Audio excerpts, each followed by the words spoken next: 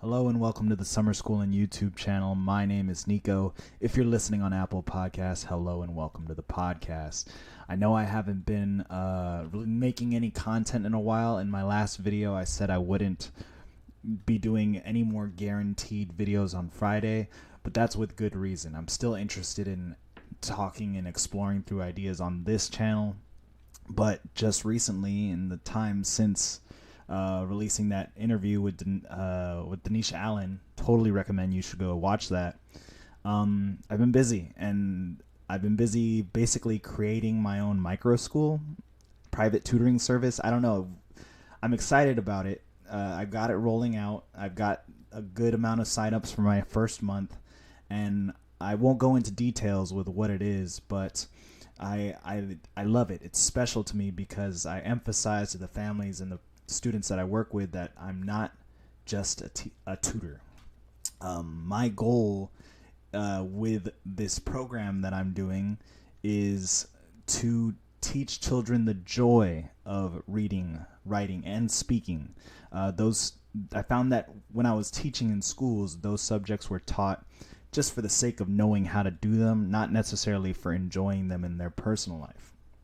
So I feel this freedom, I feel this ownership because I'm making the curriculum.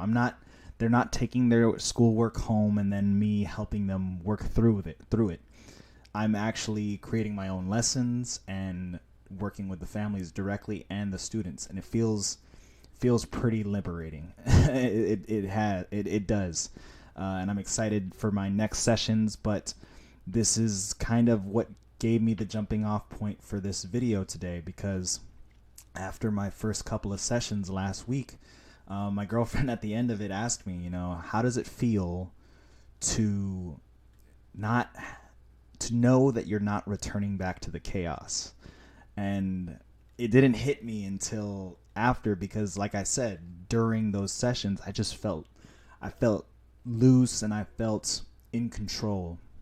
I felt very in control and very, there was a sense of equanimity during the whole 3 hours for that day. And it's true what she said, because I always talked about, how deafening the noise is when you are a classroom teacher. Emails from administration, emails from the district, professional developments, emailing colleagues, emailing parents, all of that stuff before you even get to the lessons, the things that you were there to do with the kids.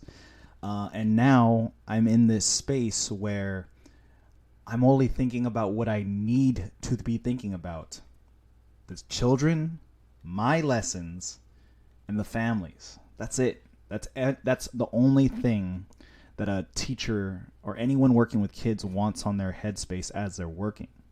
I'm not inundated with all this other stuff. And now, looking back in retrospect, the thing that was the noise, the deafening noise that was always screaming in my face while I was working: politics. Now, since Columbus Day and Indigenous Peoples Day was this past Monday, I figure now is an appropriate time to explore this problem that schools have with teaching history. In this video, I'm going to be talking about mostly far left politics, but the goal of this video is not to hold a political party in contempt. You can have your disagreements with people's politics, that's fine. The point of this video is to emphasize the danger that comes with embedding a single political ideology into an institution. Now, a lot of schools grandstand about how much they value diversity, and from my 2 years of teaching and my 2 years being in the teaching schools where they train the next wave of teachers, I can guarantee you that those words are very hollow. Sure, the demographic makeup of the staff or the students can be, varied in terms of appearance, but when it comes to just their people, just the view of the people, at least their public face, it's mostly progressive politics. The views of staff in the public face, not in their private face, is progressive politics. And I say that it's not their private face because, man, I have had a lot of conversations with colleagues that sharing the ideas that I've explored here on this channel, in my own personal life, everything, all my reflections on the culture wars and political conflicts. I've had discussions with these colleagues, and for the most part, I would say the majority of them have agreed with me or have at least been receptive to the ideas that I share. However, once we get back to meeting, being in a PD or morning assemblies that have to do with the culture or race that we're focusing on this month, it kind of is just a snapback to progressive ideas. And what we talked about didn't really happen. As a teacher, this contributed to an atmosphere, a political atmosphere that wasn't like having a gun held to your head. It was more like being forced to attend an MLM scheme presentation every hour of your day. They're very similar, MLM schemes will talk about, oh, hey, so we found these berries deep in the Amazon. No one knows about it but us. And we believe that these berries are going to be what detoxifies your body from all the ills that you get from living in this world. I mean, the hours of mandatory meetings that I attended that had a similar tone in regards to race. Just, oh, we understand just how racist America is. Only we found this information, and it doesn't seem a lot of people know it. But we found this thing called anti-racism and equity that is going to stop racism and all the ills of white supremacy if you take part and ingest these ideologies, these berries, these thought berries. And I laugh because that was the only way I could stay sane. Being inundated by the historical naivety of adults is mentally, spiritually, and physically exhausting. Mentally, you're forced to grapple with a really overconfident, narrow view in people. And to raise questions about those ideas of diversity, equity, and inclusion requires the individual doing so to be well-read and well-informed. I had to, in addition to prepping for my class or prepping for classes in teacher school, I was always reading, listening to podcasts, listening to lectures, just to make sure that when I were to criticize an argument put forth by a teacher, a professional development leader, a colleague, it was always thoughtful. It was done for the sake of broadening both our understandings and not just to have a zinger. But if you really want to shine a light on why these ideologies are narrow-minded in scope, it's going to require you to do a lot of your own learning and a lot of your own reading in your free time. That's pretty challenging. It's not easy.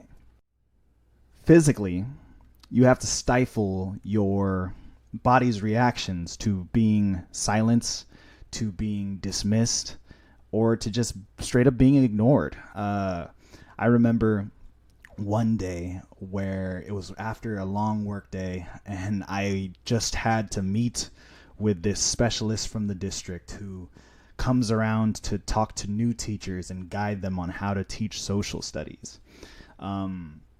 And I was just kind of, I knew based on this video, I knew what was coming my way. There was not going to be any genuine help on, hey, what are your ideas about, teaching this subject, or what about this kind of lesson? No, it was going to be about, we need you to push this framing into the classroom. And, she came into my room and she sat down with me, and she showed me a list of books or a list of websites where I can get books that taught history in the way she and the district deemed appropriate, because quotes from her, you know, history has been taught in a way that doesn't necessarily represent the children, and they need to be more connected to it. And this was the quote that just just disturbed me, and at the same time, I gotta admit, it got me very annoyed, because she said, uh, "Nico, we are trying to change the social paradigm. If you needed any evidence that someone feels like a god and wants to just play with people and move them around and get them thinking in a way to make the world exactly as they see fit, that when the CRT crowd, the CRT crowd goes and I'm sorry, not the CRT crowd. When the anti-CRT crowd goes and just says, we can't have it, I imagine that they're imagining that person that I talk to, that specialist, because man, I would join one of those meetings and pick it outside her office, like, no, do not come near my classroom with that stuff. Um, that's terrible. That is terrible that you have a societal mission before the immediate classroom. Yeah, my body was just like, I want to go home. I didn't want to argue because I want to go home. Her daughter was there. That's not a good look. It's obvious when you're coming with that intention, you don't really want to have a conversation. You want to administer a conversation, and I didn't like it. Spiritually, you just you feel alone because you get lost in all the anger and the vitriol of adults. The politics around the classroom is not it's not just happening from the administration or the district. It's also coming at you from the parent side. And this doesn't just go for me. I'm sure there's regular individuals outside of school who are just tired of not being heard because too many people are speaking over them or shouting them down. And it's not fun, and it causes you to feel alone. I wouldn't say lonely, but alone. And here is a story that I told in my interview with Trish, from Teacher Therapy. Go and watch that interview. It's very good. But in terms of getting it from the parents' side, their politics, I had a project for the students. I would always have them write and work on a long-term project for 3 weeks. And then on the 4th week, they can present their work in any way they see fit. Doing a skit, recording a video, just doing a poster board presentation. And for this project, the students were allowed to research any time period and any culture of their choice for 3 weeks. Their goal was to create an original story or an original character. So it was basically creating historical fiction. It just had to be accurate and based in their research. Now, when it came to presentation days, one of my top students decided to make a video. And in that video, which here was the tough part, she didn't submit the video until 7 p.m. the night before. If you're a teacher and you're checking your email inbox at 7 p.m., you are killing yourself. There's no other way to say it. You need to rest, step away, set boundaries. But I didn't check this email until 7 a.m. of school. So I'm watching it as my class comes in, and I see this video that she has made where she's showing a video game rendering of her historical figure. And it's a Native American, and they're on a horse. And she says something along the lines of, this is my character. She's a Native Americans. She's Native American. And in this time, the Native Americans lived across America. But everything changed when she cut the slide and then went to this menacing figure on a horse with a musket. Everything changed when white people came. And these white people, they had everything. As you can see, cut back to the Native American, they were no match for these guns. And I pulled her aside. All the class was just warming up, talking. I give them 10 minutes of the day to talk to each other. I pulled her aside and I said, look, Fiona, and call her Fiona. Fiona, it is clear that you worked very hard on this, and I appreciate that. It's awesome. Great job. I just want to say that I have reservations showing this to the class because you're emphasizing the wrongdoing of a people based on the color of their skin. And I was like, who are these people? Where are they from? And Fiona said, I don't know. And then I said, okay, I mean, if you told me where they are from, then that's totally fine. Turns out it was the U.S. Army. Would have been historically accurate for her to say the U.S. Army did this. But she said white people. So I said, look, what these people did, Fiona, was that they carried out these terrible injustices. And I totally agree that what they did was an atrocity and something that should never, ever happen again. But they carried out these atrocities because of the human vices of greed, of pure hunger for power, of just the vice of violence and just general rage. You know who's had that? You know who's conducted themselves in such a way across the history of the world, Fiona? Mongolians, Alexander the Great, Napoleon, Shaka Zulu in Africa. Like that, just because they did these things, it wasn't because of their skin. They had more of the darker aspects of the human condition. That's what you need to focus on. So I know, Fiona, that you worked very hard on this, and I also know that you prepared other stuff to present. You are free to present that stuff right now, the other stuff you presented. Rework the video so you can say directly where they're from, and I'll let you show it tomorrow. All in all, your grade is not affected by this. And then I said to Fiona, do you have anything you want to say? I don't want this to be like me giving you a speech. Feel free to like tell me what you're thinking. And Fiona looked at me. She was like shaking. And she's like, okay. And then I said, okay, you can go to your seat. I'm looking forward to your presentation. And Fiona beelined to the bathroom sign-out sheet, cried, went straight to the bathroom, cried, wouldn't come out. And I called my principal. My principal came down to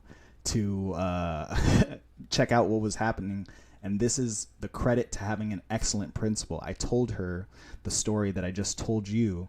And my principal was like, you're right. That's not appropriate. It would have been really weird if she said it was because of they were brown skin, if they were black skin people.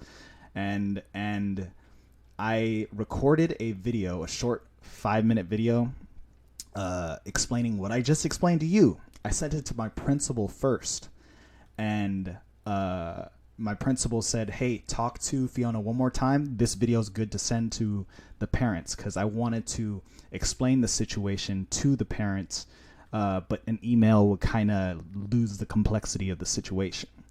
So before I sent the video out to the parents, I talked to Fiona again outside, and I said, look, I do not want you to take this, what happened today, as an indictment of your potential. I still think that you are one of the top students in the class.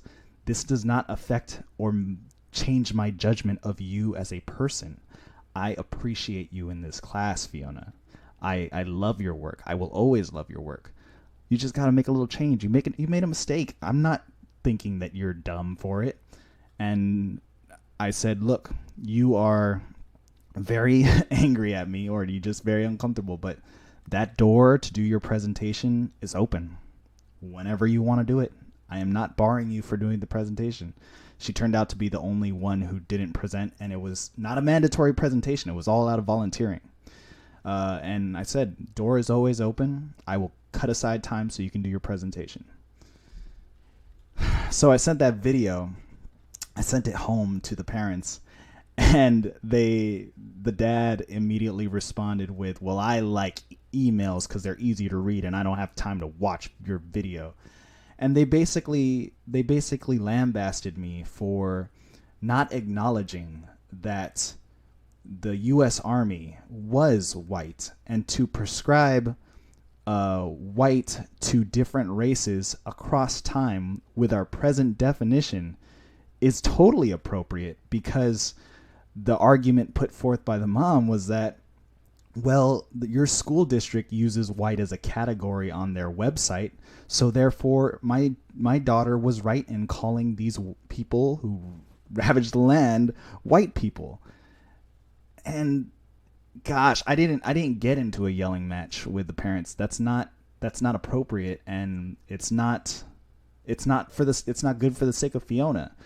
I I this is where it was spiritually taxing. Was you kind of just people just want to be angry with the culture war going on. People want to feel vindication, and this desire to be on the right side of history. uh it confuses judgment, and it distracts people from actually learning the things that they need to learn. And what these parents and other people need to learn is that the human existence is riddled. The human existence across all cultures, across all times, is riddled with tragedies and triumphs and everything in between, which leads to this. So to close this video, I will talk about the lesson that I gave to my students. I think this was prior to that project that I was talking about, or a little bit after. But when teaching social studies, I always say, I had the kids sit around in a circle, and I wrote these rules, 4 rules when reading history, and I had them write it all down, and we talked through each one.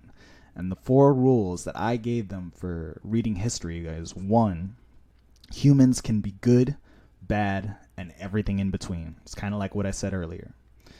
2, there is always a shadow.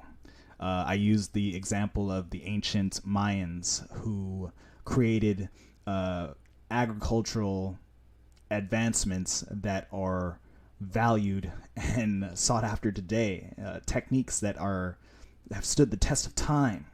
And I told the kids, like, all this beauty that they contributed to the world through their little civilization, also, they sacrificed human beings. How silly would it be for me to look at their society and see everything they did and then just be like, they sacrificed humans, therefore there's nothing we can learn from their society. And the kids agreed that'd be silly. There is always a shadow. 3, it is unwise to read history with a gavel in hand. It's pretty straightforward. Like, if you're reading history just to judge people and think that you're better than them because oh, I have foresight, what they were doing, they were idiots. It what I mean, you need to understand that humans operate in a fog. And I told this to the kids. I'm like, are there things that your parents do right now, just normal habits, not bad, that you're just like, why would you do that? What's the point of doing that? When you grow up, hopefully when you grow up and you reach 30, 40, 50, your ways are going to be seen as old and misguided, for how you conducted yourself from your right now into your 20s. That's just time. You don't know how your actions are going to be perceived by the generations that come after you. You don't have any control over that. So by obsessing to be on the right side of history, that's a very good way to distract you from the individual agency that you have in your own life. 4, rule number 4, be humble. Like, it sums it all up. Like, you are just an individual in this giant universe of existence. That doesn't mean your life and your actions and your thoughts are pointless, but do not believe that you are somehow going to be the catalyst of change that is going to move the world in the direction that you see fit. Do what you can on an individual level. Use the most of your time on this earth.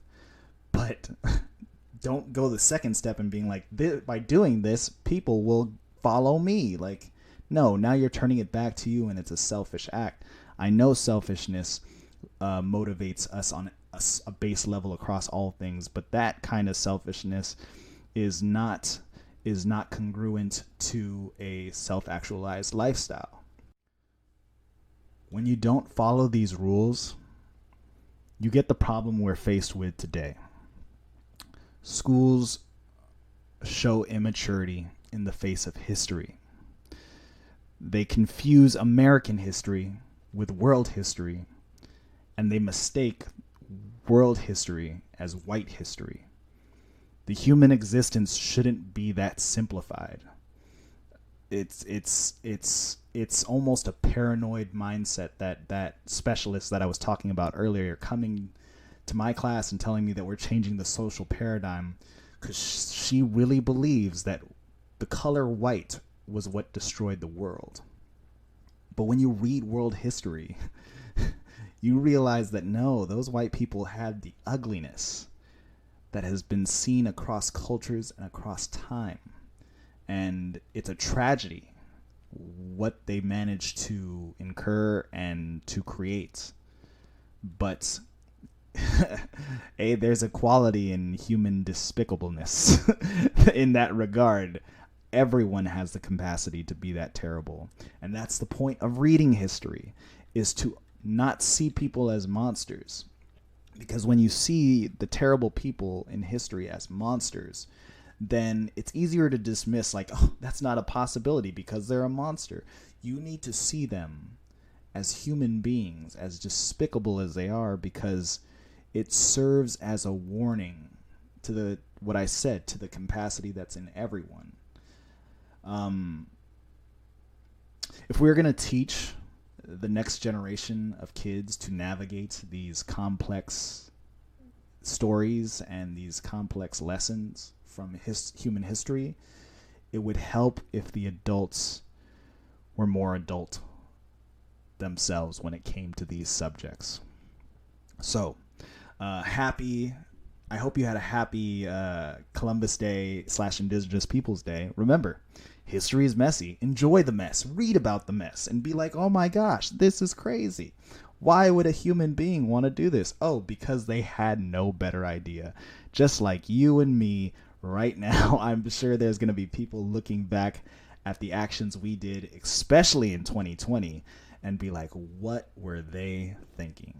And that's not bad. It's not good. It just is. So if you like this content, please subscribe to the channel, like the video, share it, and I'm looking forward to the next video that I release. Take care. Bye.